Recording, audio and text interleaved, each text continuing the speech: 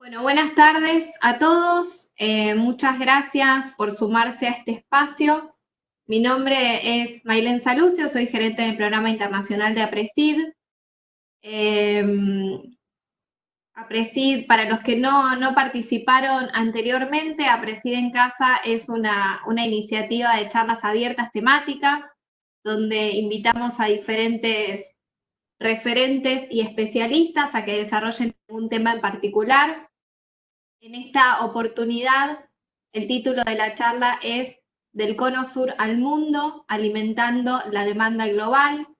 La propuesta es mostrar y dar a conocer cómo los sistemas productivos de América del Sur, en particular Brasil y Argentina, en esta ocasión Brasil y Argentina, cómo se posicionan frente a las principales demandas globales vinculadas a la provisión de alimentos sanos y seguros, a las crecientes exigencias de los consumidores, a la adaptación y mitigación al cambio climático, entre otras. Esta charla surge del Programa Internacional de APRESID y se enmarca en la colaboración que la Federación Brasilera en Siembra Directa y Riego, FEBRA-PDP y APRESID mantienen en el marco de CAPAS, que es la Confederación Americana para una Agricultura Sustentable. Con respecto a la dinámica de la reunión, Jonathan Ma, quien preside la Confederación Americana para una Agricultura Sustentable, va a realizar una introducción y una presentación sobre dicha asociación. Luego los panelistas van a realizar sus presentaciones y al finalizar daremos lugar a un espacio de preguntas y de intercambio con el público.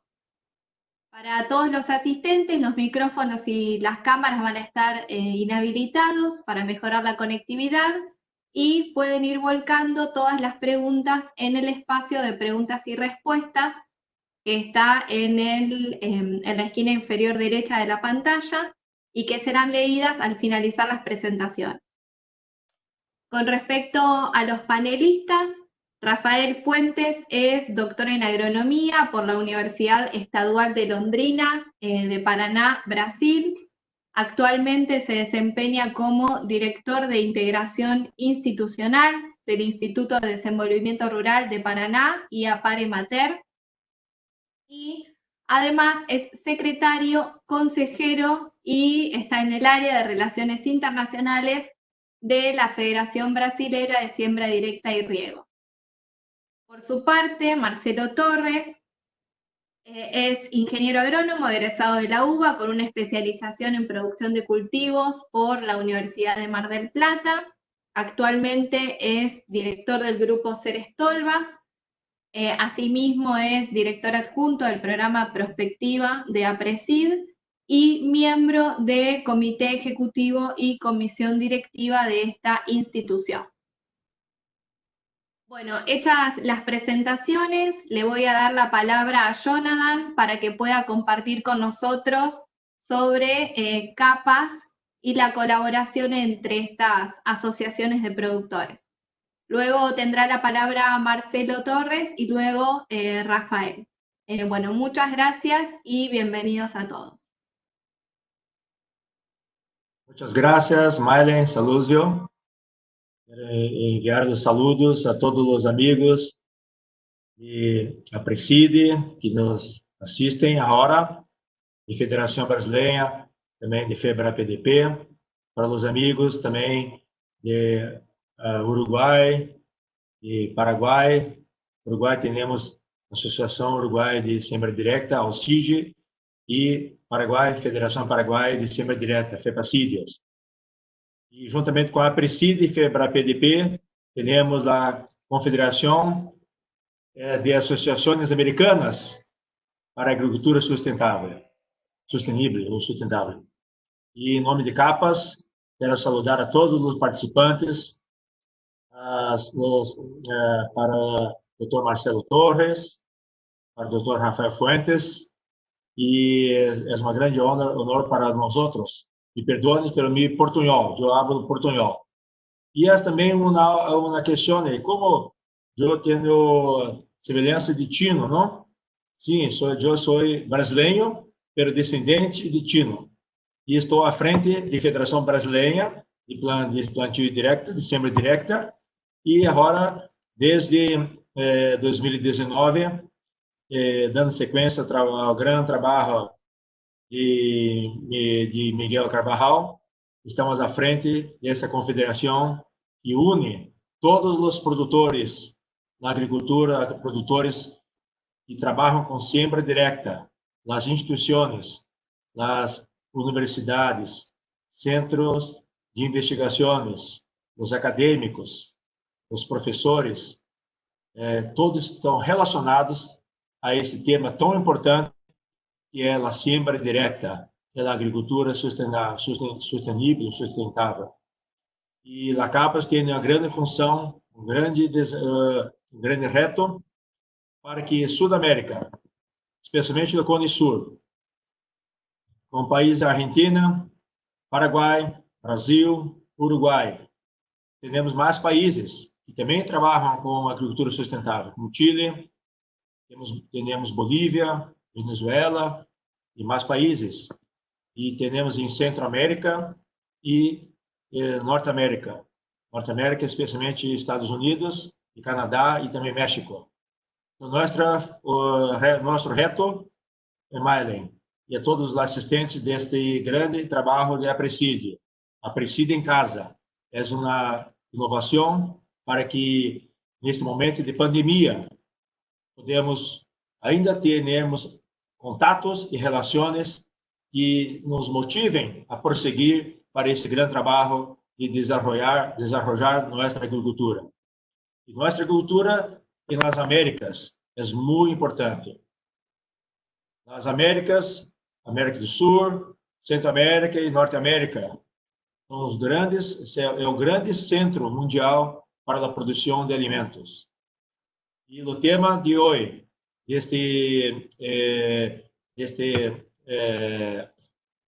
vídeo, deste live, é muito claro. De Cone Sul para o mundo, estamos alimentando o mundo. Então, nossas felicitações para todos os produtores, para você, Maile, para a Preside, a pessoa do nosso presidente de Preside, Alejandro Patec. Nossos saludos do Brasil, saludos de Capas, para que todos juntos possamos prosseguir e mostrar que a América do Sul, principalmente, Sudamérica, Cone Sul, tem um grande trabalho para desenvolver, para alimentar o mundo. E essa é a nossa grande responsabilidade.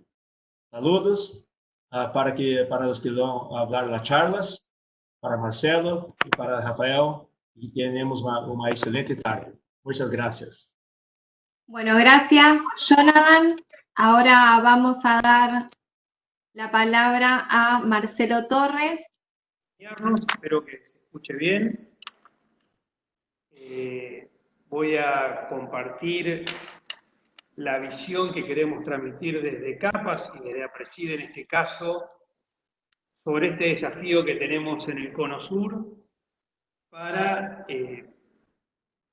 promover nuestro sistema de producción sustentable de siembra directa, desarrollar las economías e insertarnos en el mundo.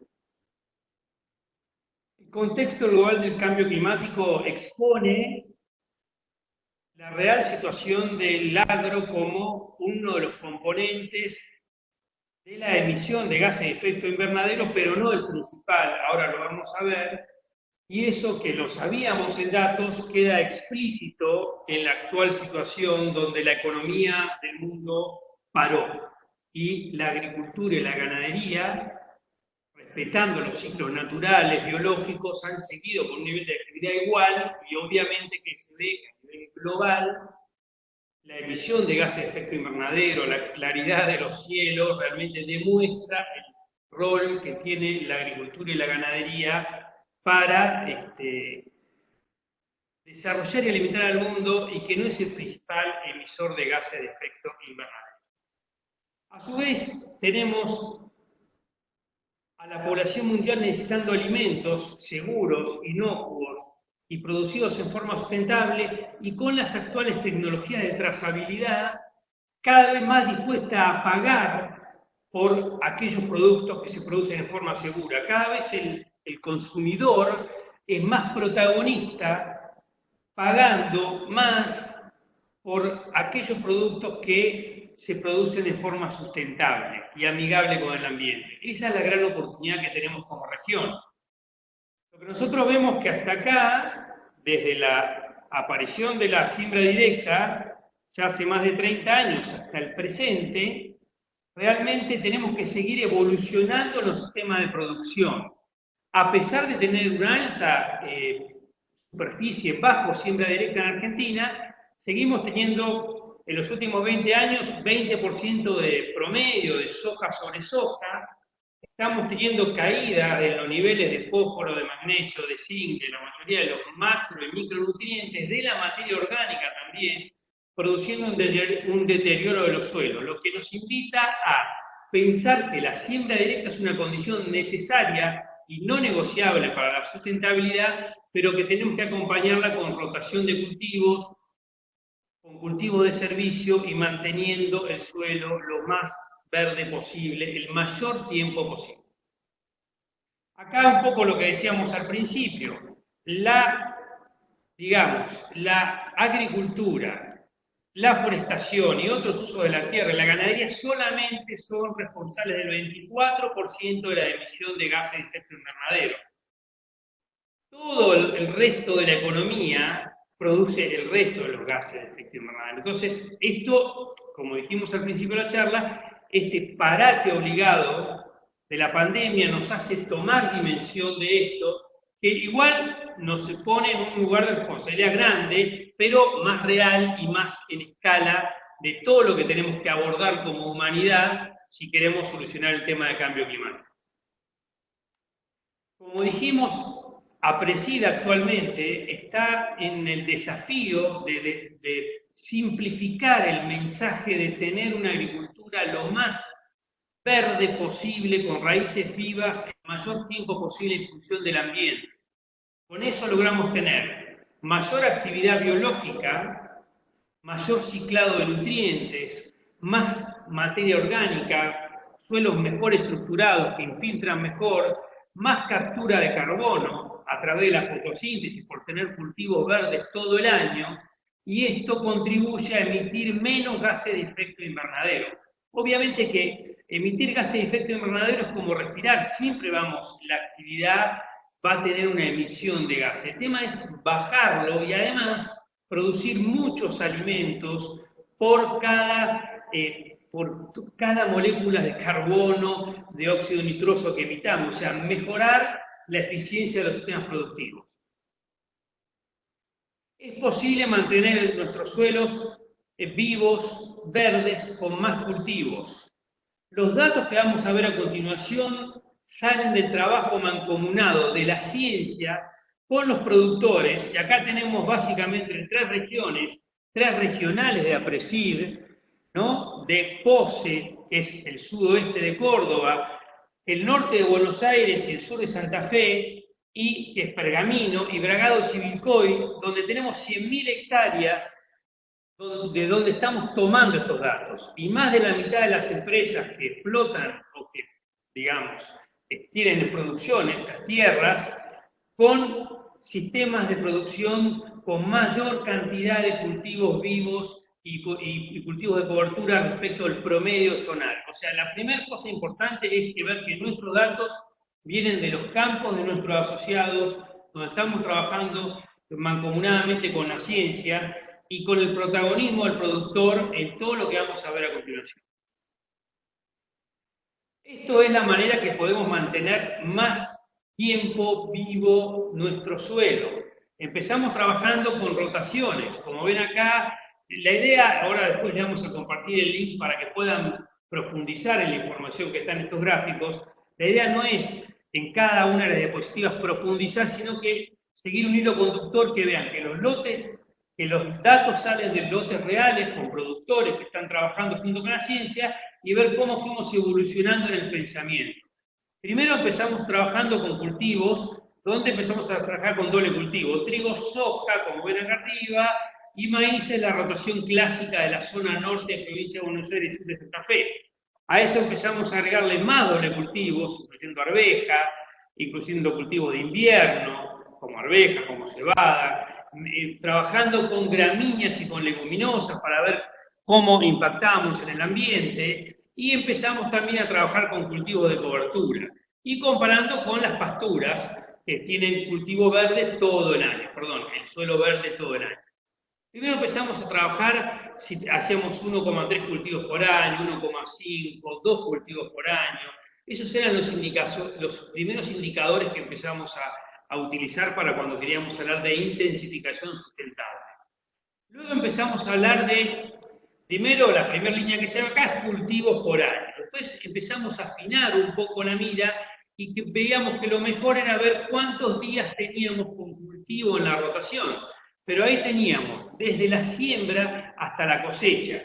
Y hay periodos como de siembra de emergencia y de madurez fisiológica cosecha, que el cultivo no está vivo y sin embargo está sobre el suelo. Entonces, para ser más específico en la medida, empezamos a trabajar cuánto tiempo teníamos en los cultivos vivos tomando el periodo de emergencia a madurez fisiológica. Con rotaciones agrícolas, nosotros llegamos a tener el 70% del cultivo de los lotes verdes, el 70% del tiempo. Si queremos parecernos más lo que es una pastura, que sería el índice 1 o 100%, tenemos que empezar a agregar cultivos de servicio, cultivos que están entre los cultivos de cosecha y que nos permiten esa función de fotosíntesis, de captura de carbono, de balance en el consumo de agua. Cuando empezamos a intensificar con estos cultivos de servicio, toda esta información está en el canal de YouTube, después le vamos a pasar el link, vimos que no resignábamos producción de grano. Las rotaciones más intensificadas, con más cultivo verde, incluyendo cultivo de servicio, no obstante eso producía más grano por hectárea en el periodo total. Quiere decir que este uso de cultivo de servicio no afectaba la productividad del sistema. Por otra parte, la productividad por milímetro de lluvia aumenta, básicamente porque aumenta la eficiencia de captura del agua. Tenemos menos evaporación directa del suelo, menos escorrentía y tenemos más infiltración, lo que a su vez reduce la erosión hídrica, reduce el anegamiento que vemos acá en estas fotos. Estos son zonas del sur de Córdoba o norte de provincia de Buenos Aires, donde, por ejemplo, en planteos que solo se hacen cultivos de verano, acumulamos agua durante el invierno y las napas suben y empezamos a anegar las regiones. O zonas más bajas, donde por tener poco consumo empieza a haber mayor escorrentía, mayor erosión y acumulación de agua. Quiere decir que, a la par de que somos más eficientes en el uso del agua para producir granos, evitamos escorrentías, erosión y acumulación de agua. Es posible también salir de los modelos de insumos dependientes. Teniendo los cultivos o lote, nuestros suelos más verdes todo el año, reducimos a la mitad, en la medida que intensificamos, la cantidad de aplicaciones de agroquímicos y bajamos los índices ambientales, por ejemplo, en este caso de un maíz, depende del antecesor, donde vemos que fuertemente, en los dos casos, bajamos el uso. Esto no es que estamos en un camino de evitar el uso de agroquímicos, pero usarlos más racionalmente, agroquímicos y fertilizantes minerales. Con esto podemos producir la misma cantidad de granos o más, bajando el impacto ambiental y bajando la dependencia del uso de insumos externos. Acá lo que vemos es en lotes de maíz, según el antecesor, barbecho en gris, vicia en amarillo, arveja en rojo y trigo en azul, cómo aumenta el consumo de nitrógeno del maíz que sigue a estos antecesores, en 3 campañas diferentes, donde vemos que el aporte de la vicia es 45 kilos por hectárea de N, lo podemos ver acá, un segundo, es 45 kilos que son más de 5.000 kilos por hectárea de materia seca de vicia. Entonces, esta fuente natural, biológica de nitrógeno es de liberación progresiva, depende de variables que también tienen que ver con la captura de parte del maíz, como es la humedad y la temperatura, o sea que está más sincronizada con la demanda del cultivo. Por lo tanto, es más eficiente. Tenemos más nitrógeno y que se libera más lentamente y en forma más eficiente.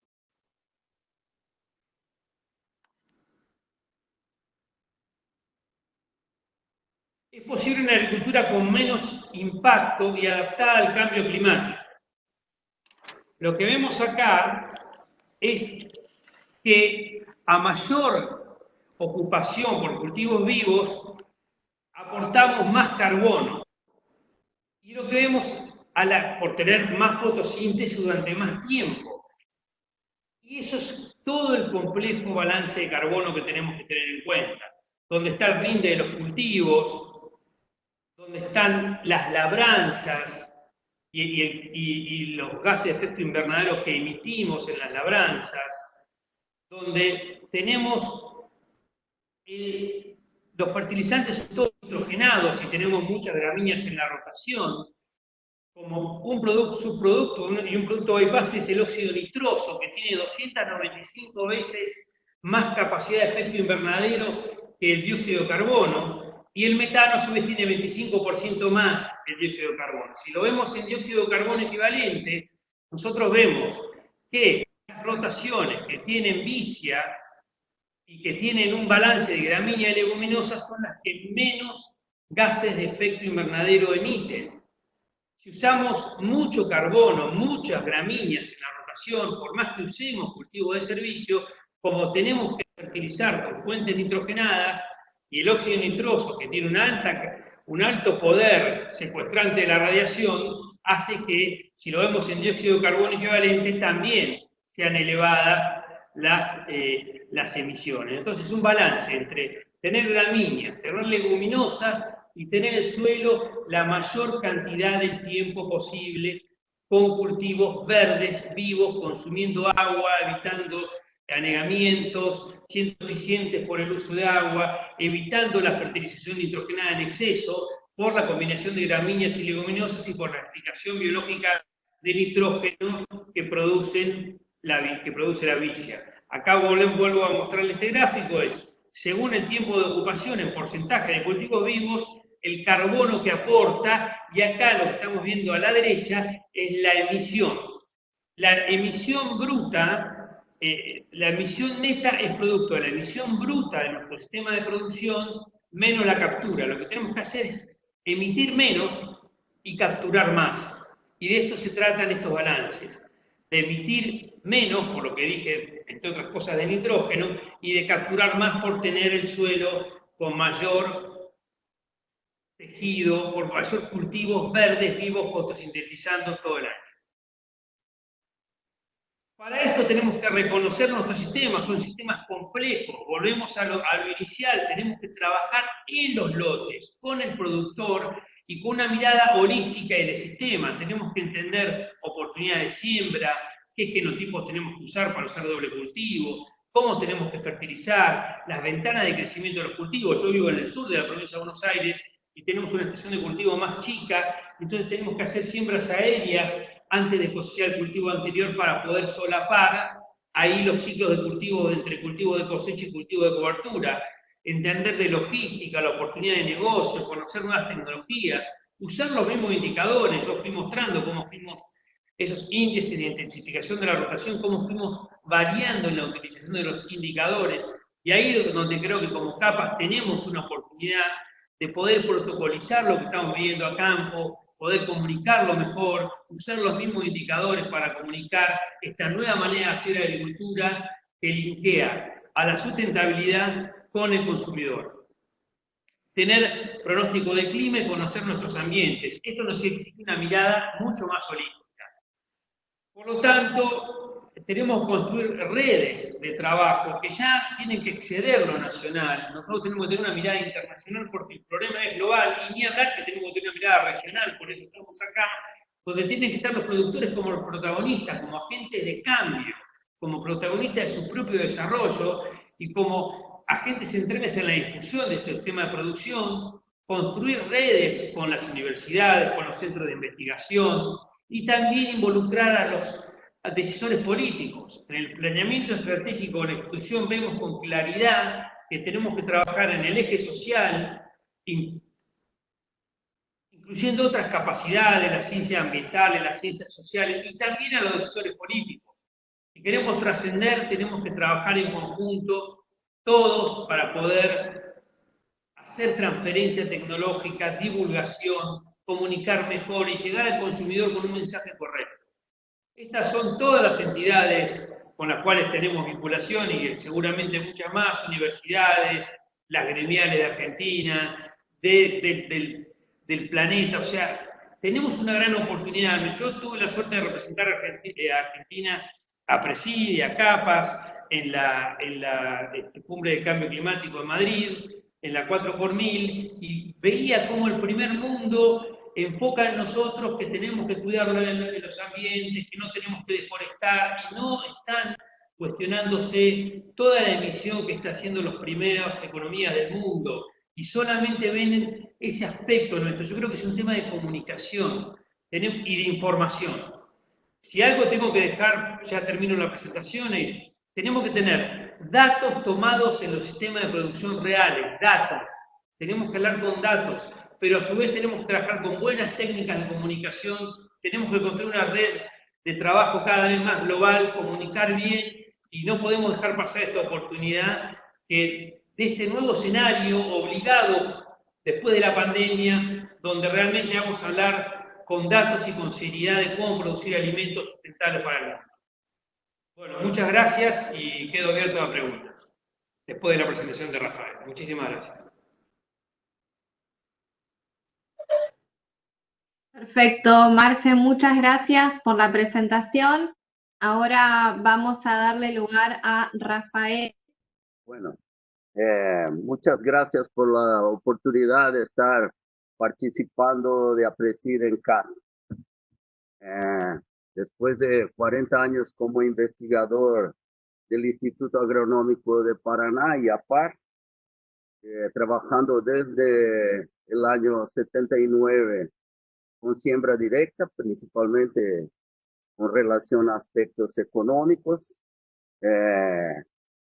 Pasamos el año pasado por una transformación institucional. El IAPAR se agregó a la Organización Provincial de Extensión Rural, EMATER Paraná, al Centro de Agroecología y más a una empresa de fomento. Y esas 4 organizaciones se transformaron en ese nuevo instituto que se llama Instituto de Desarrollo Rural de Paraná, IAPAR EMATER. Entonces aprovecho este momento para demarcar esa nueva condición institucional. Continuamos haciendo nuestros trabajos de investigación en Paraná a través de ese nuevo instituto, guardando nuestra tradición de 47 años en investigación agrícola y desde el año 75 investigando con siembra directa. Tengo el placer también desde el año 2010 de participar de la Federación Brasileña de Siembra Directa y Riego, y desde el año pasado también ayudando a nuestro presidente Jonathan en CAPAS. Entonces para mí es un gustazo estar aquí con ustedes y poder hacer esta presentación. Yo me pegué al tema que se presentó. Nuestros 4 países que, digamos, integramos CAPAS, Brasil, Argentina, Paraguay y Uruguay, producimos 310 millones de toneladas de grano, algo como el 15% de toda la producción mundial de soja, maíz y trigo. Y más que ese porcentaje bruto de 15%, dominamos los 4 países como el 30% del mercado mundial de granos y 54% del mercado de soja. Entonces, ese es un número auspicioso cuando hablamos que el Cono Sur alimenta el mundo. Si hacemos las cuentas, como estamos alimentando 1/4 de la población mundial, ¿verdad? En la cuestión de carnes, entonces, es otro aspecto que se ha ido incrementando en los últimos años, esa transformación de la proteína vegetal en proteína animal. Entonces estamos los 4 países produciendo 38 millones de toneladas de carne, como el 12% de la producción mundial de carnes de vacuno, de chancho y de pollo. Y eso es el 28% del mercado mundial de carnes y casi el 40% del mercado mundial de pollo. Entonces, eso es la primera evidencia de que sí, el Cono Sur está haciendo por lo menos un 30% de la comida que el mundo necesita importar, ¿verdad? A más de hacer el 15% del bruto, estamos metiendo 30% de todo lo que el mercado mundial necesita. Y somos solamente 258 millones de habitantes, como el 3,5% de la población mundial. Y eso es mucho más que un milagro, ¿verdad? Por si llevamos en cuenta que nuestro marco de políticas agrícolas es muy frágil. Cualquier uno de los 4 países estamos siempre, los productores y el agro, siempre a revolque de lo que necesitan las poblaciones urbanas y con poquísima ayuda de políticas agrícolas, ¿verdad? Y en una ausencia casi total de subsidios, muy al contrario, muchas veces somos, se nos ponen impuestos y otras condiciones. Entonces, esa condición del Cono Sur se puede categorizar como algo que estaría cerca de lo que es milagroso. Pero ¿de dónde viene toda esa capacidad productiva? Nosotros que trabajamos con siembra directa, sabemos que mucho cambió de los años 70 y 80 para acá. Vemos por las informaciones que tuvimos de Apresido, o sea, que ustedes caminan como algo como 31 millones de hectáreas de tierras de producción de cultivos, y que el 92% de esas tierras están en siembra directa. Lo mismo tenemos de Paraguay. Paraguay, principalmente soja, tiene una superficie como de 3,5 millones, 3,400,000 hectáreas de soja, el 95% bajo siembra directa. Ellos van produciendo como los 10 millones de toneladas de soja, sin hablar de los otros productos. Lo mismo tenemos en Uruguay, que desde que en los años 90 se incrementó el sistema de siembra directa, que nosotros en portugués decimos sistema plantío directo, cambió el perfil de la producción agropecuaria uruguaya, ¿verdad? Que venía en un declinio y más explotación de ganadería, y a partir de la adopción de la siembra directa, eso vino para un patamar que se mantiene de como 1,400,000 hectáreas de cultivos, y Uruguay también es un exportador neto de más de 2,5 millones de toneladas de soja, mismo siendo un país de dimensiones más chicas que Brasil o que Argentina. Y Brasil también no es diferente. Venimos de los 80 con un incremento de superficie agrícola que crece 1,5% al año. Nuestra producción crece a 4,4% al año, lo que nos incrementa netamente los rindes a algo como 3% al año, ¿verdad? Y eso también estuvo siempre relacionado a la adopción de la siembra directa. La siembra directa es el marco que hizo que Brasil llevara su producción agrícola a regiones absolutamente impensables anteriormente de que se pudiera producir agricultura como es la sabana brasileña, los cerrados, la pre-Amazonía, tierras arenosas con baja capacidad, no aguantaban ni un cultivo y hoy aguantan 2 cultivos por año. Entonces, la situación de la siembra directa en Brasil, que conocemos un poco mejor, en el censo agropecuario, estos son datos reales, ¿verdad? Datos de toda la población de agricultores brasileños. Nosotros en el 2006 teníamos 18,7 millones de hectáreas en siembra directa, de un total de 36,6 millones de hectáreas de cultivos anuales.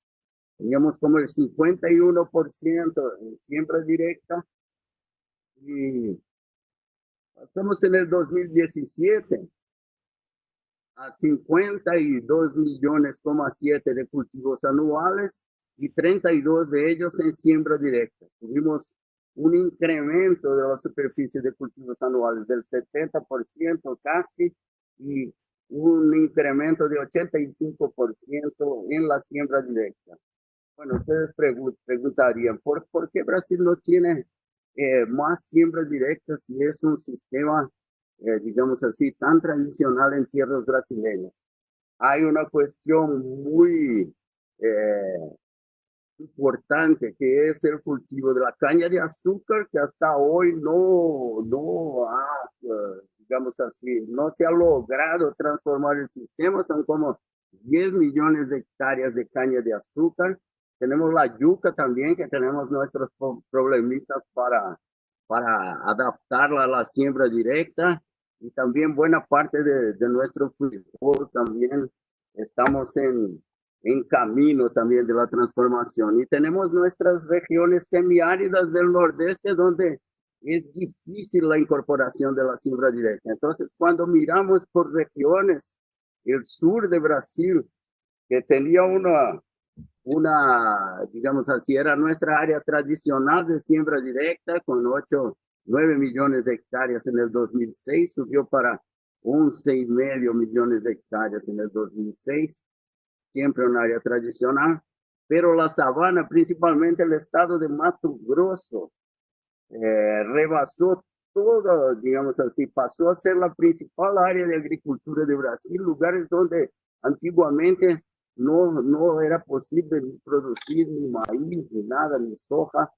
Hoy día producen como 17 millones de hectáreas de cultivos anuales, 14 millones de ellos en siembra directa. Entonces, la sabana brasileña, que antiguamente no se daba para la agricultura, pasa a ser la principal región de producción granera del país y tiene las tasas de adopción de la siembra directa mayores del país, como el 80%, parecido con la región sur, con el 78%.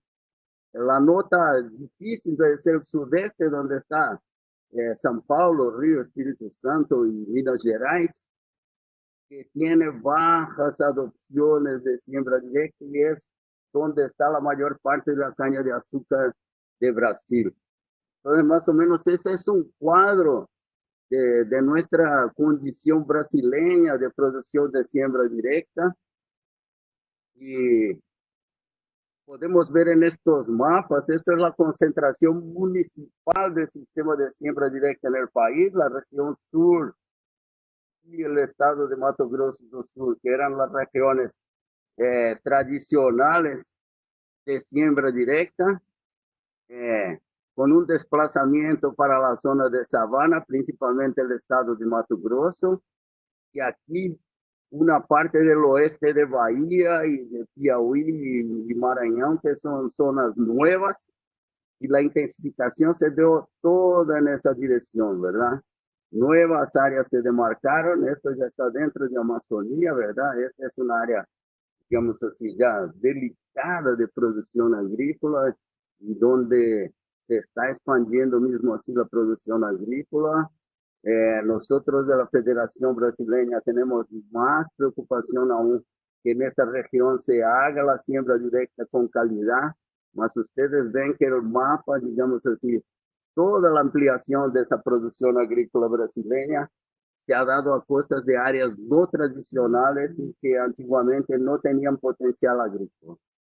Entonces, ese es más o menos parte de nuestro milagro, ¿verdad? Del Cono Sur, es esa adaptación de nuevas áreas no tradicionales de agricultura, mismo en las regiones tradicionales. En Río Grande del Sur, la soja se expandió para la región de los Pampas, ¿verdad? Entonces, toda la producción agrícola ocupando áreas no tradicionales. Estoy caminando rápidamente para la fase final de mi presentación. Esto es más o menos la matriz de explotación de los recursos naturales brasileños. Entonces, por estas naturales, hasta aldeamientos indígenas, más o menos 66% del territorio brasileño está preservado con vegetación natural. Entonces, cuando vienen las críticas del exterior, que nosotros estamos defraudando nuestro medio ambiente, solamente el 7,8% está ocupado con cultivos, más o menos el 22% aquí con praderas, con pasturas, ¿verdad? Y el 66% preservado. Entonces, esa cuestión de la agricultura sustentable y de la siembra directa en una pequeña cantidad de nuestro territorio, digamos así, es que permite, digamos así, que nosotros mantengamos la cuestión de los recursos naturales sin la necesidad de derribar ni más un árbol, solamente con las zonas de sabana o del cerrado brasileño. Este más o menos una visión de la previsión de soja de producción mundial para 2021. Brasil tiene una perspectiva de producir 131 millones de toneladas, ya por el segundo año seguido. Rebasamos a Estados Unidos en producción de soja, Argentina allí con 53, 55 millones de producción de soja por año. China produce 17,5, India como el 10, Paraguay 10, Uruguay 2,4.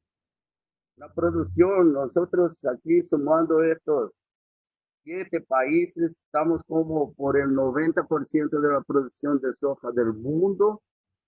China continúa importando el 96 millones de toneladas de soja.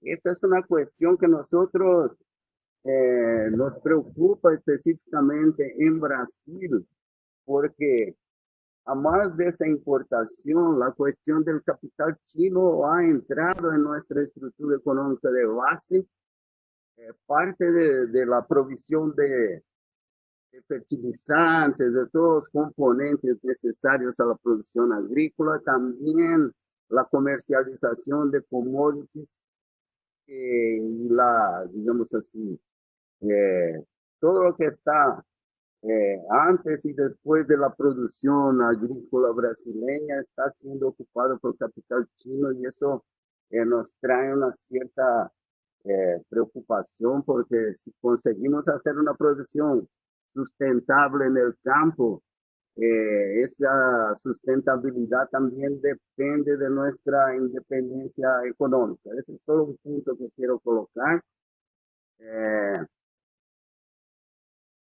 ¿Cuáles son las principales limitaciones de nuestro sistema de siembra directa en Brasil? Ahora bajando para Brasil, ¿verdad? Esa cuestión de, digamos así, la soja es la reina del sistema de producción de granos de Brasil.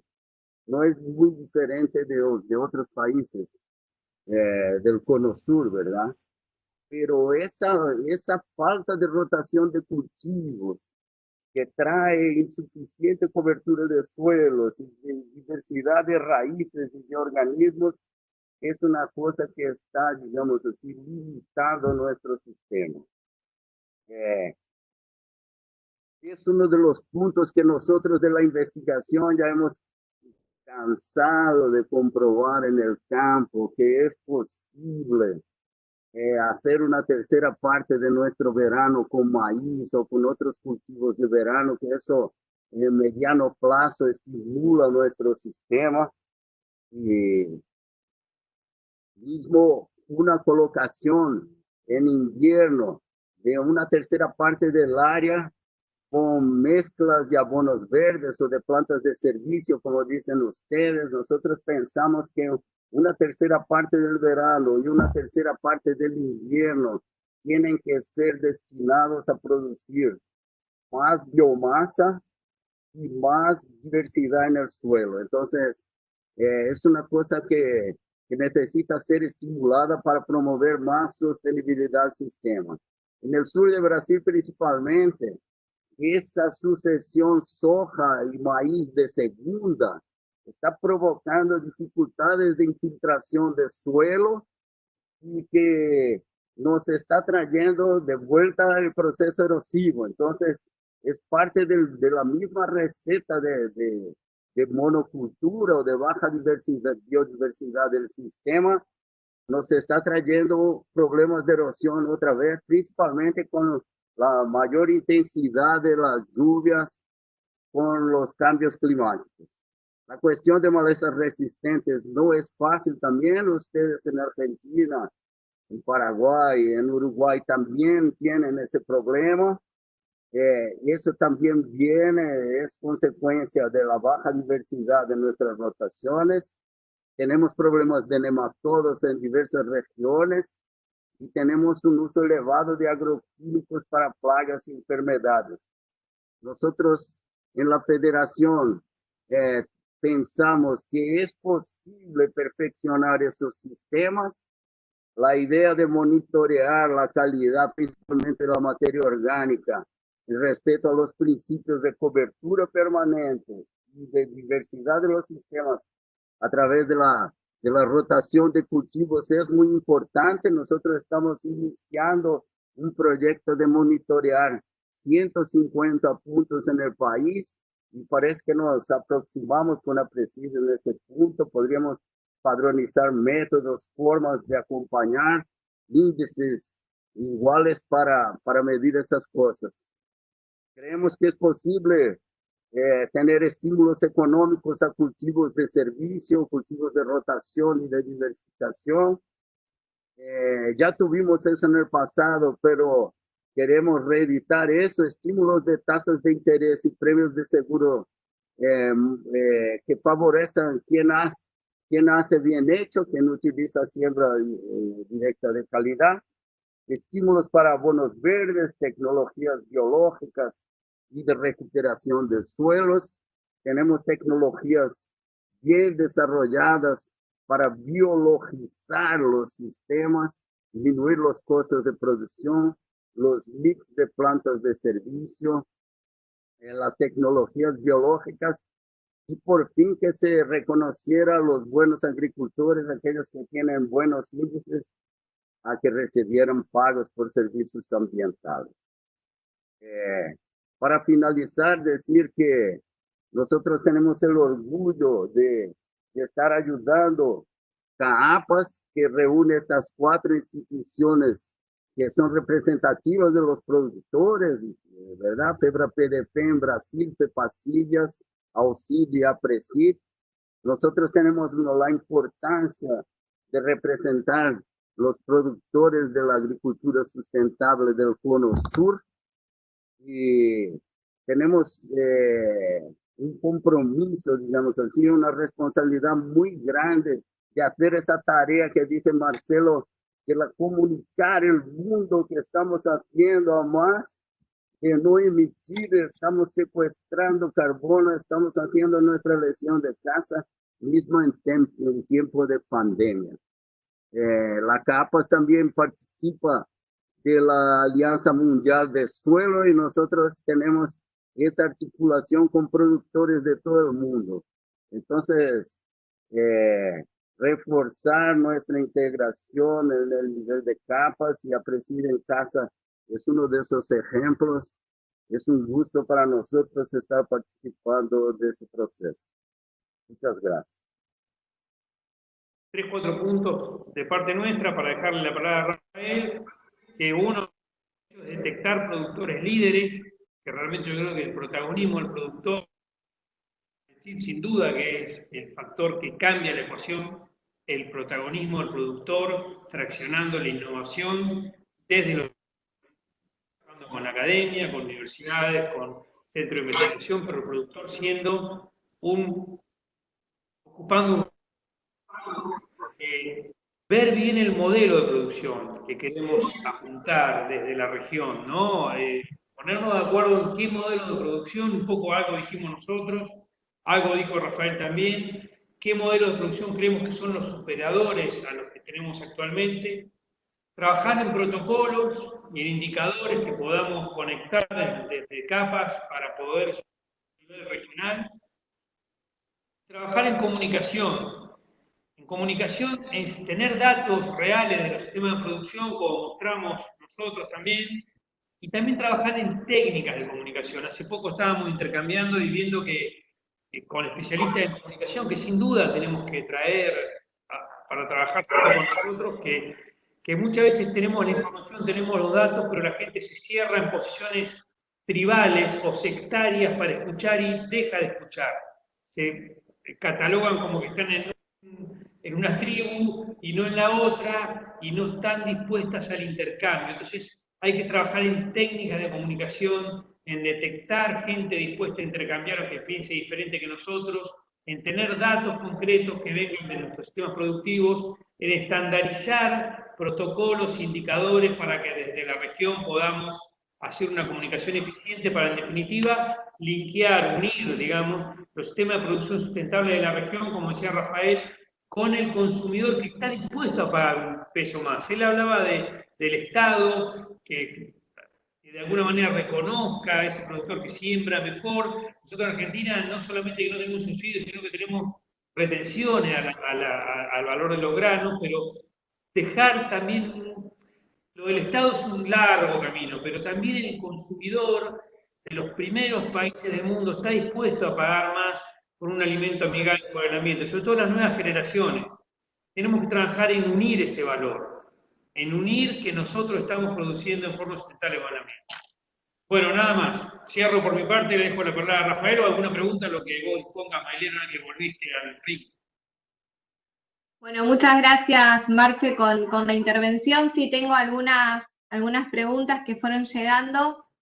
En primer lugar, les pregunto, no sé quién va a tomar la respuesta, ¿cuáles les parecen que podrían ser los motivos para que los sistemas productivos del Cono Sur tengan tanta diferencia a nivel mundial el nivel de adopción de la siembra directa? ¿Cuáles les parecen que pueden ser estos motivos o el común denominador? Si me permite, me gustaría intentar de contestar. Un reto que nuestros productores tuvieron que hacer frente en los años 70 y 80 fue, digamos así, la amenaza de la erosión, ¿verdad? Nuestros sistemas se intensificaron para la producción de granos y de una forma general, la labranza intensiva generó erosión y degradación de suelos hasta en la llanura de la pampa húmeda, ¿verdad? Yo visité algunas regiones de la pampa húmeda que con un 1% de declividad había erosión en aquella época. Era una cosa así. La labranza intensiva era un enemigo que se puso delante de nosotros cuando el Cono Sur empezó a asumir su posición de granero del mundo, ¿verdad? Y fueron los propios productores que se salieron en la búsqueda de soluciones técnicas para aquella amenaza.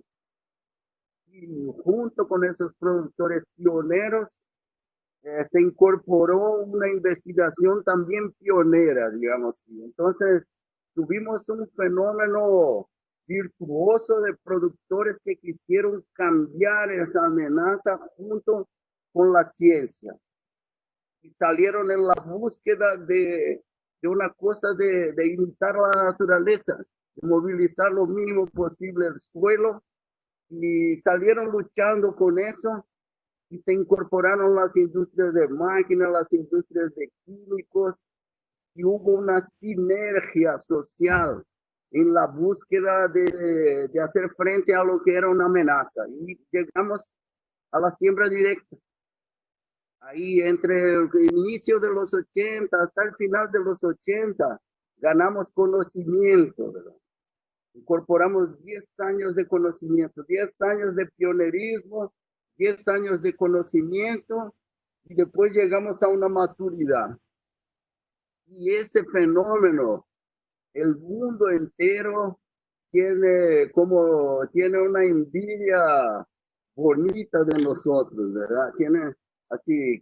Quieren imitar ese proceso virtuoso, pero eso no se reproduce al natural. Fue una cosa muy, muy social de nuestro cono sur. Yo ya me he involucrado en diversos proyectos de Naciones Unidas de introducir la siembra directa en países no tradicionales. Nicaragua, Haití, Cuba, por fin. No es fácil transferir una cosa así automáticamente, pero hay países que son tradicionales y se incorporaron. Las Naciones Unidas tentan de todas las maneras crear las mismas condiciones en otro país. Despacito vamos caminando, digamos así, del 1,5 billion de hectáreas que se producen con cultivos anuales en el mundo. Nosotros andamos más o menos allí por el 180 millones de hectáreas de siembra directa. Entonces estamos como el 12%, y el 88% aún se hace labranza. Entonces ese es un camino largo, pero esas condiciones iniciales que nosotros tuvimos aquí es el protagonismo de los productores, donde los productores se involucran en la búsqueda de la solución. Quien cambia la situación de la agropecuaria son los productores. Las instituciones vienen a remolque, ¿verdad? Entonces, esa cuestión del productor empoderarse del cambio, ese me parece el factor central.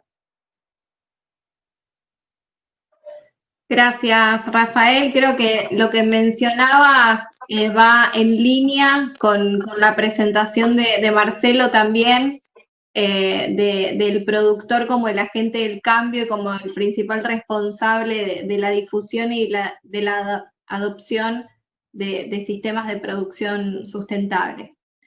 Tengo otra pregunta para hacerles del público. ¿Hasta qué punto los sistemas mixtos, integrando agricultura y ganadería, podrían ser un denominador común a la sustentabilidad de los sistemas de producción en el marco de capas? ¿Puedo agregar algo? Marcelo quería hablar.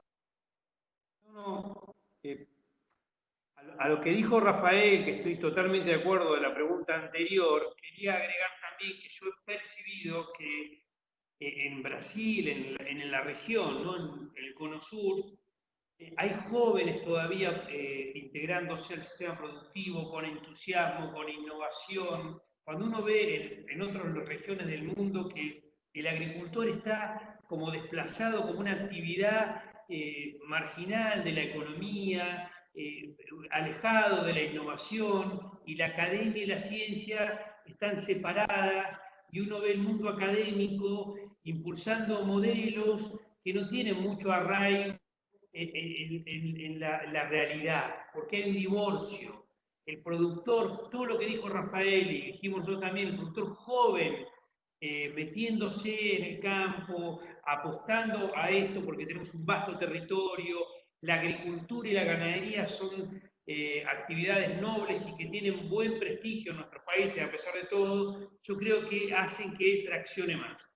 Que en otras regiones el productor no hay mucho recambio, los jóvenes no eligen en la agricultura como uso de la innovación.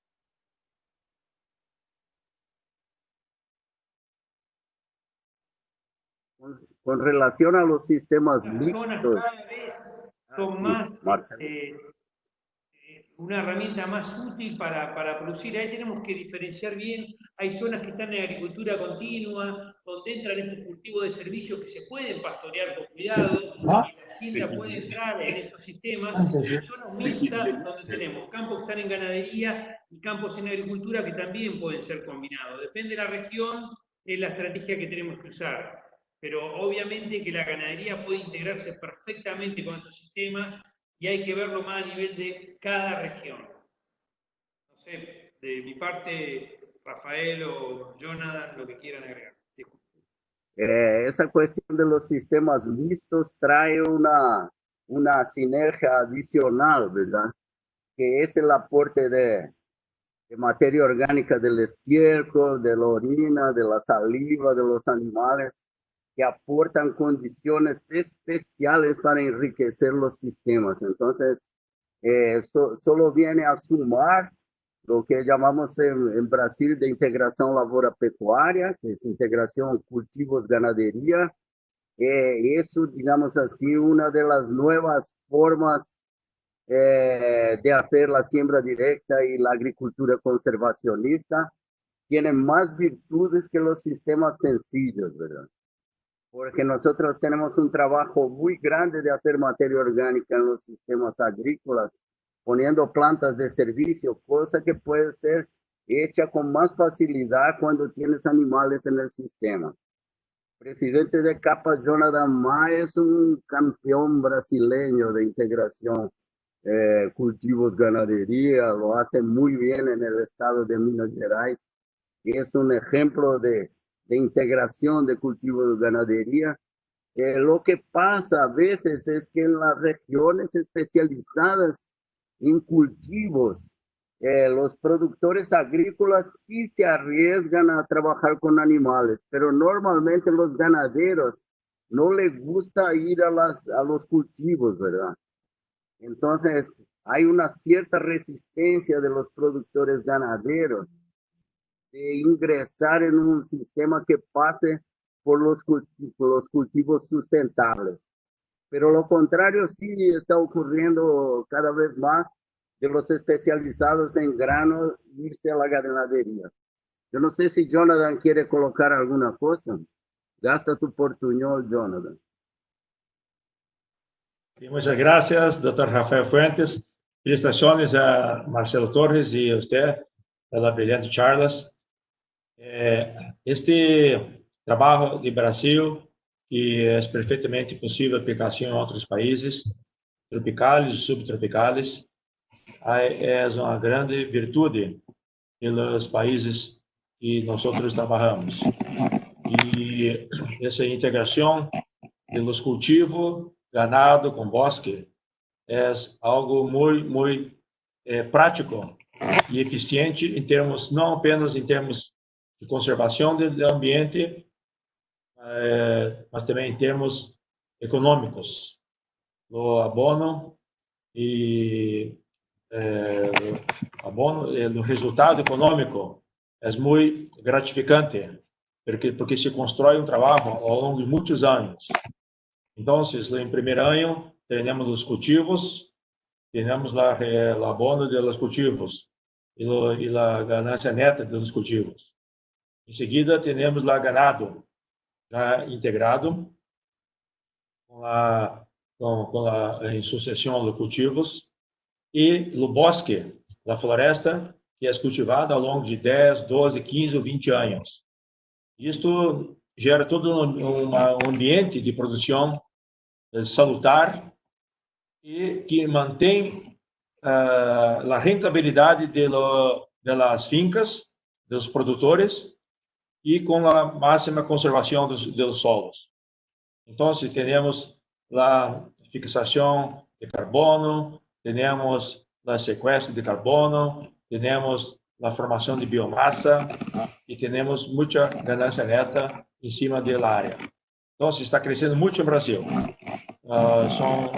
Já temos milhares e milhares de hectares com esta técnica e está muito integrada com o nosso sistema de siembra direta.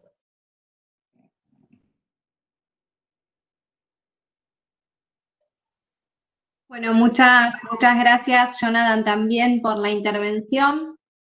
Me gustaría hacerles otra pregunta vinculada al actual contexto de la pandemia COVID-19. ¿Cuál es, digamos, qué lectura hacen del contexto actual? Si lo conciben como una oportunidad, como un momento para promover el diálogo y para visibilizar estos modelos de producción de una agricultura sustentable, o lo perciben más como un desafío por la emergencia de factores que pueden llegar a atentar contra esa sustentabilidad. Digamos, cómo se deberían enfrentar esas dificultades para poder convertirlas en una oportunidad. Particularmente tengo una percepción. Antes de la pandemia, la humanidad, parte de la humanidad, ¿no? La humanidad que por ahí tiene mejor condición económica, estaba haciendo en un espiral de consumo un tanto desbordado, ¿no? Por la tecnología, por los dispositivos, estamos pudiendo comunicarnos cada vez menos, tal vez con un nivel de esnovismo bastante importante, que vinculábamos, no teníamos una conexión con cómo se producían los alimentos y hablando de un ambientalismo un tanto snob, ¿no? Sin ir realmente a hablar de la naturaleza, los sistemas de producción, con información, un desacople entre lo urbano y lo rural, y diría lo ambiental, pero lo ambiental encarado desde el esnovismo y no desde la realidad, de los datos, de la ciencia y del... Yo creo que esto nos va a permitir un nuevo escenario.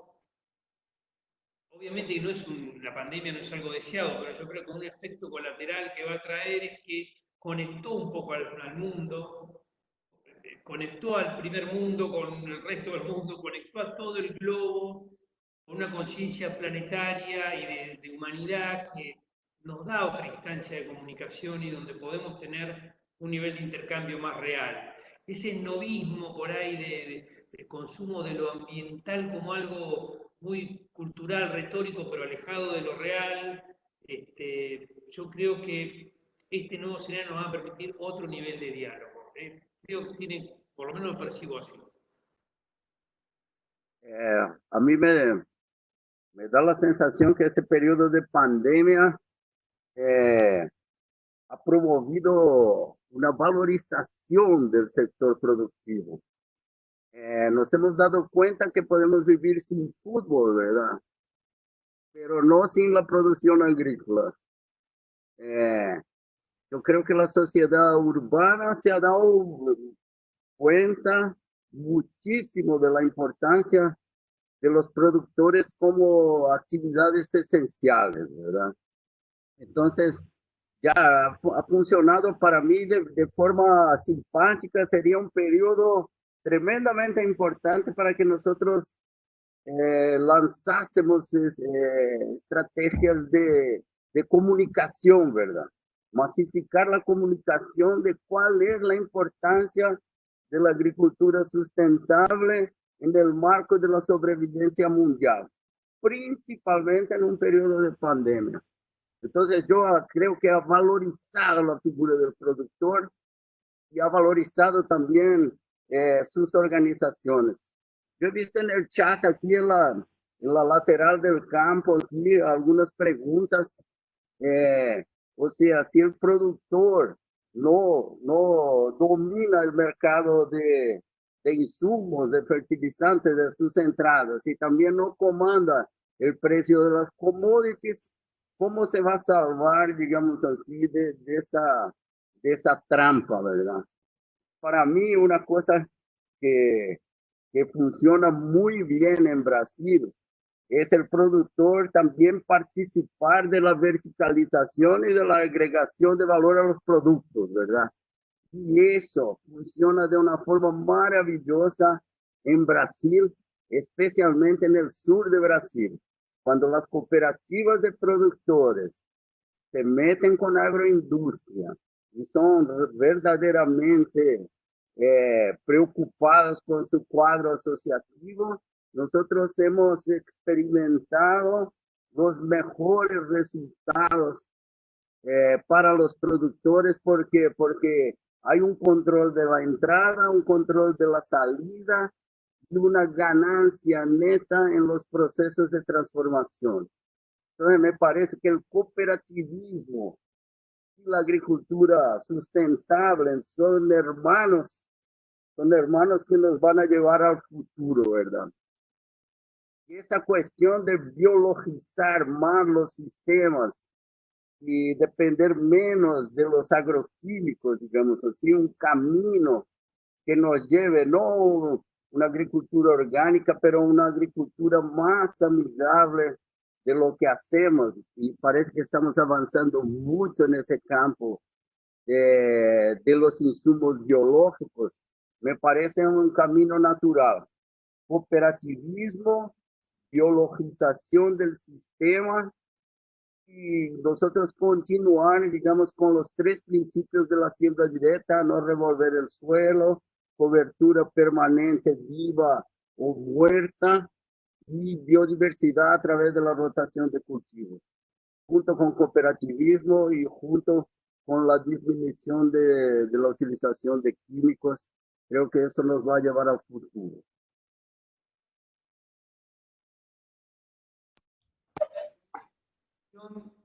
Perdón. Sí, Marcelo.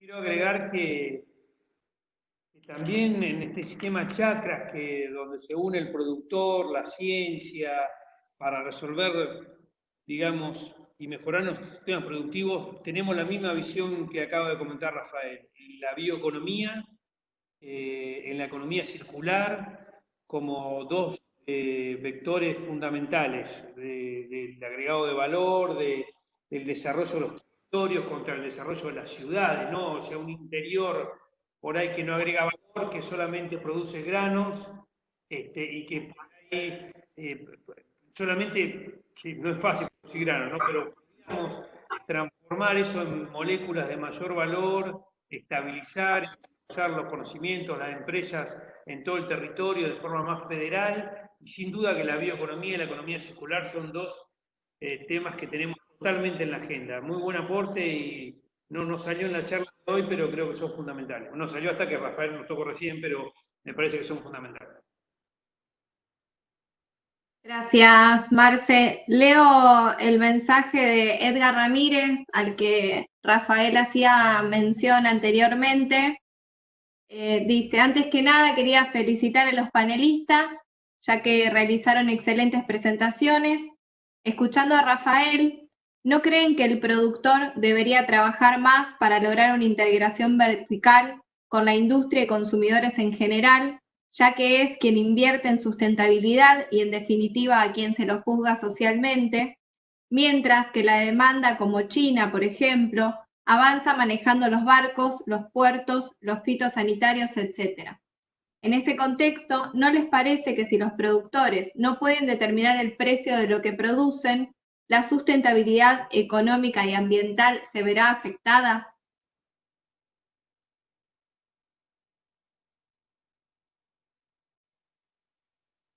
¿Quieren agregar algún comentario más al respecto? Más o menos, sí. Marce, ¿quiere decir? Adelante. Adelante, Rafael. Como yo ya había leído esa cosa en el chat, he intentado contestar una parte, ¿verdad?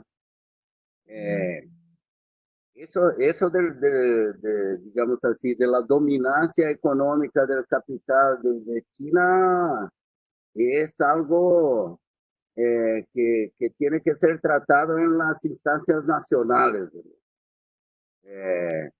Me parece que es una cosa que que en el largo plazo no nos va a hacer muy bien.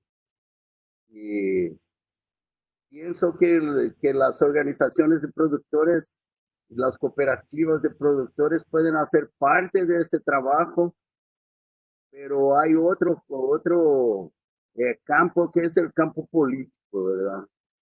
Yo creo que hay que mantener los intereses nacionales, tenemos que preservar principalmente nuestra soberanía en el acceso a la tierra y algunas infraestructuras de capital que tienen fundamento social, las debemos proteger. Y eso solo se consigue en el campo político. Entonces, eso incrementa más la importancia del protagonismo de los productores y de sus organizaciones. Sí, no es, digamos así, el capitalismo es así, ¿verdad? Esa acumulación de capital y verticalización y eso. Y solo las organizaciones de los productores pueden defendernos en esa ecuación tan complicada. Y de alguna manera, a través del cooperativismo, Rafael, o a través de asociaciones que conecten esfuerzos y evalúen proyectos con mirada prospectiva de la demanda y un poco estemos viendo por qué, en qué cosas el consumidor está dispuesto a pagar más valor y trabajar para producir eso.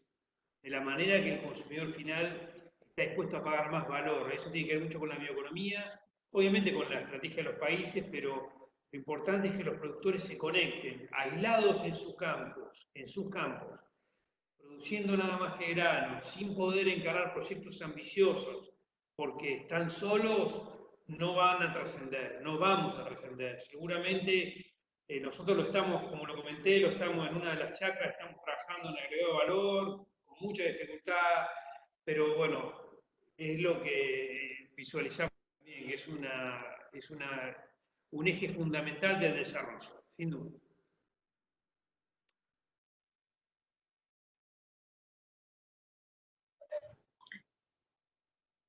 Bueno, ya estamos en hora de cumplir con el horario de la charla. Me parece que han salido muchos puntos en común de ambas presentaciones y del intercambio, de la importancia del productor como agente de cambio, de la importancia de el vínculo con la ciencia y con otras instituciones, tanto del ámbito público y del ámbito privado, de la necesidad de construir ese camino para visibilizar estos modelos de producción sustentables y llegar y dar respuesta a las demandas de los consumidores y a las demandas globales.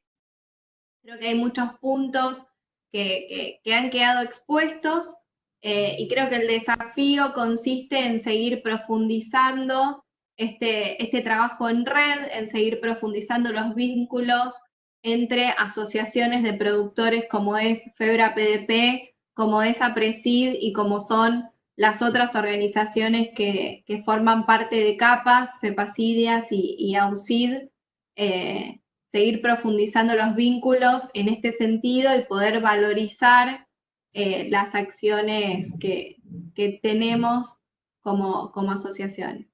Si quieren, les doy lugar a los tres panelistas, tanto Rafael, Marcelo y Jonathan, para que cada uno, si quiere, haga una reflexión y un cierre final. Rafael, quisiera... Muchas gracias. Yo gustaría de hablar que viendo la charla de Marcelo y de Rafael, quero felicitar a Preside pelo sucesso, pelo êxito deste encontro, onde podemos ver a força, a potência, o grande trabalho que é realizado em Cone Sul. Estamos muy orgullosos de que o CONESUR, por meio dos produtores, das federações, e queremos colocar também na CAPAS, para que juntos possamos construir mais na opinião pública mundial, com a realidade do que fazemos, de que realmente estamos alimentando o mundo. CONESUR para alimentação global. É uma grande realidade, Mailen, é uma grande realidade, Marcelo, Rafael, de que no meio desta pandemia verificamos quão importante são nossos países. E talvez na indústria não são tão grandes potências mundiais, mas são potências em produção de alimentos, e nesse momento é o item mais importante e que consegue garantir o futuro da humanidade. Por isso, temos muitas reflexões para fazer, e que nosso trabalho seja reconhecido e valorizado devidamente. Por isso, vamos adelante. Muita fé em Deus, muita força, e quero saudar a todos os agricultores, os produtores rurais de nossos países. Muchas gracias, saudações de CAPAS, de saudações, saludos de cá de Brasil, a todos os amigos. Muchas gracias. Bueno, para mí ha sido un gustazo participar de esta live. Queda un mensaje de esperanza para nosotros, y que podamos integrar, principalmente a Presida ha sido siempre más moderna en las iniciativas de las afiliadas de CAPAS. Entonces nosotros nos consideramos, digamos, una vanguardia en cosas modernas, ¿verdad? Entonces nos ha gustado mucho participar de este tipo de evento y pedir que nos unamos más las 4 afiliadas de CAPAS para atraer otros socios, principalmente Bolivia, que tiene digamos así, un territorio continuo con nosotros. Ellos tienen también más de 2 millones de hectáreas de siembra directa. Que nos ayudemos a traer nuevas fuerzas de la representatividad de los productores para el juego de CAPAS. Y que nos unamos en esas formas de intercambio, que las hagamos más fuertes. Y me gustaría hasta de dejar una sugerencia, que nosotros de CAPAS pudiéramos organizar una operación de comunicación principalmente al público urbano y al medio político, ¿verdad?, de nuestros países, de nuestras regiones. Yo creo que una operación de comunicación es necesaria. Lo ha dicho Marce, lo ha dicho Mailen, lo ha dicho Jonathan, lo ha dicho las preguntas. Comunicación es la base de todo. Entonces, vamos a intensificar nuestro intercambio, vamos a traer nuevos socios y vamos a intentar hacer una operación de comunicación juntamente con eso que dice Marce. Vamos a establecer protocolos comunes de monitorear cuánto estamos ganando con nuestro sistema. Era eso que quería dejar, y muchas gracias a todos los que nos han estado escuchando y discutiendo con nosotros. Gracias. En nombre de APRESID, agradecerles a Jonathan y a Rafael las elogiosas palabras que han tenido para mi institución respecto de lo vanguardista que es mi institución. Nosotros creemos que tenemos que ampliar nuestras fronteras al mundo, ni hablar al territorio como primera instancia. Tenemos una oportunidad enorme, ni hablar con Rafael y todas las asociaciones, pero el potencial y la magnitud que tiene Brasil, Paraguay, Uruguay y Argentina juntos, traccionando esto. Yo creo que estamos ahí, nos quedan 2 o 3 variables para poder alinearnos, que pasan por detectar a los productores líderes, que sean protagonistas de esto. No tenemos que perder de vista que el protagonista tiene que ser el productor. Ponernos de acuerdo en el modelo, estamos muy de acuerdo. Trabajar en esos protocolos, ya lo dijimos todos. Aprovechar lo que quedó después de la pandemia, esta cultura de las reuniones digitales, ¿no? Que hoy hace que podamos estar fácilmente reunidos desde Trina hasta Mar del Plata y pasando por todas las ciudades que se nos ocurran, a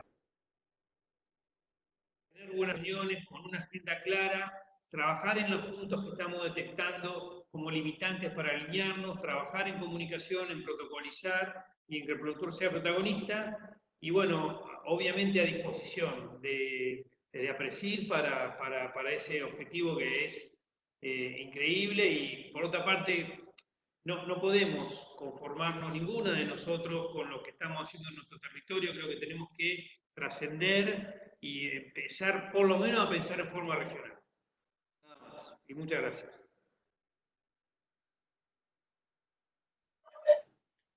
Bueno, muchas gracias a todos, tanto a los panelistas como a todos los que se sumaron a escuchar la charla. Desde ya mi agradecimiento, ha sido un gusto. Y vamos a dejar, voy a abrir el chat, voy a dejar mi mail por cualquier consulta sobre la charla. Me pueden escribir, también va a estar disponible en nuestro canal de YouTube para verla en cualquier momento.